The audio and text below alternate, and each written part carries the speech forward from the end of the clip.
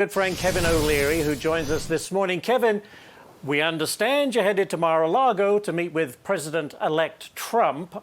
You have said you want to broker a deal that will create an economic union between the U.S. and Canada. Is that right? Yes, there's no reason to be fighting. We've been talking about this for decades, and I think the time is right. What I did, and I've been doing this now for about 48 hours, and I'm getting a lot of feedback from the Canadian public. I enjoy a very large social media following there. So I said to them, look, what deal do you want? And they definitely don't want to give up their sovereignty, but they really want to explore this idea of an economic union because Canada, but you think about 40 million people, size of California, unlimited resources, unlimited power, unlimited gas, unlimited water, unlimited lumber, unlimited everything. Yeah. And they're not stupid. They're thinking, wait a second, what if we had free trade east, west, north, south? And that we put all our resources in, instead of squabbling on our own border between Canada and the United States, and put all that money up into protecting ourselves against the Chinese and the Russians up north. That all makes sense to Canadians. They just don't want to give up their sovereignty. Just like somebody born in Louisiana doesn't want to be born somewhere else. They want to say, look, I was born in Calgary, whatever. But the way to solve for that is a passport, no different than the EU. Any American get it, any Canadian can get it, get the background check. They're starting to like that idea a lot more than the idea of selling out the whole country. Well, it'd be interesting to see what kind of headway you can make with the president-elect. I feel like he would be open to something like that. I think he's a great negotiator, and he throws out these outlandish ideas, and then what falls through the cracks is the winning stuff. I really think the two countries should get together, and I'm licking my chops at the opportunity of being involved because right now we've got a leadership that's collapsing. Justin Trudeau is on his way out, so for the next 5 months, there's a void in Ottawa. As I like to say, thank goodness I'm here. Hey, by the way, while you're there, Kevin, you're going to bring up TikTok, and let me follow that up with, are you still interested in perhaps buying it? More than ever. You have no idea how much money I'm spending on legals and our own team's time. I bet you it's taking about 20% of our day now. And right now, here's the story. Here's the situation for everybody to understand. I'll give it to you in layman's terms. This complaint's been kicked back up to the Supreme Court. The Supreme Court, in my view, will render a decision before the 19th.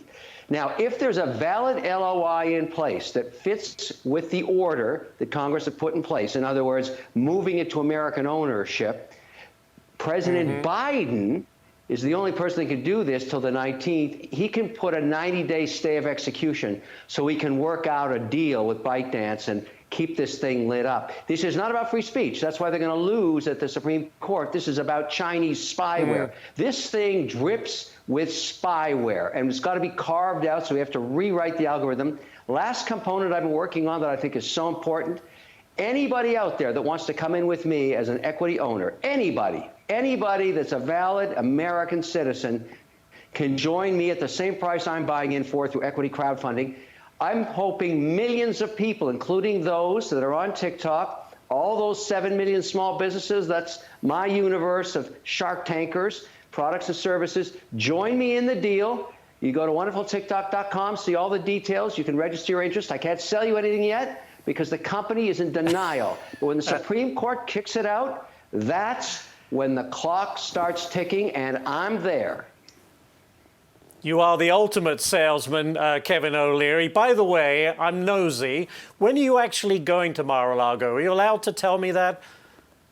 I have no idea. I'm going to the inauguration. I don't know when this narrative is going to start, but everybody knows I'm interested. Everybody knows I'm interested.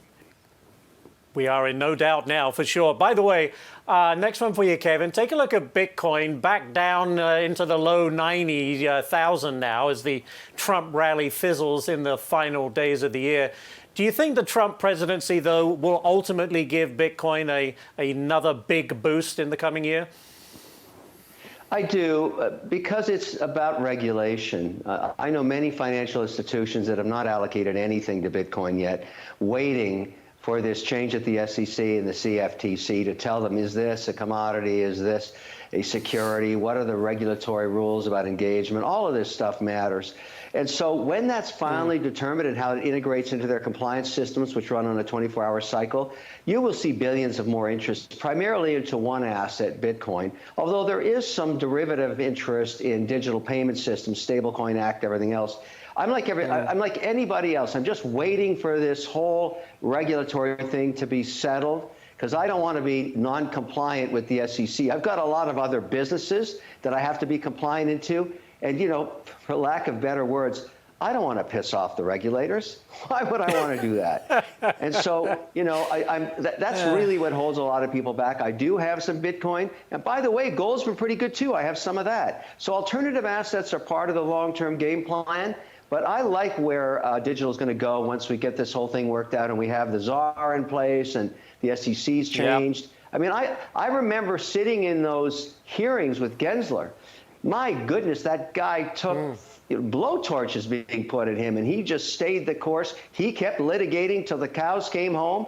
Well, there's a new tone coming into that space, and that's going to help Bitcoin. Very quickly, Kevin, before you leave us, big sell-off on the market today. We've had analysts say, hey, don't get too excited. Typical profit-taking. Wall Street isn't really paying attention. Volumes are very low. What's your take? Yeah, I'm not worried about it. It's been such a phenomenal year, and the lesson learned for every investor, large and small, is stay the market. Don't try and time it. If you hadn't been in this market, you gave up 30 to 24% upside, depending on what index you were in. Right. This just shows you cannot time the market. Don't try it. You'll learn the hard way. And I'm bullish for next year. That's a great place to leave it, and I look forward to your visit to Mar-a-Lago almost as much as you do, I have a feeling. Kevin OLeary, thank you, sir. Take care.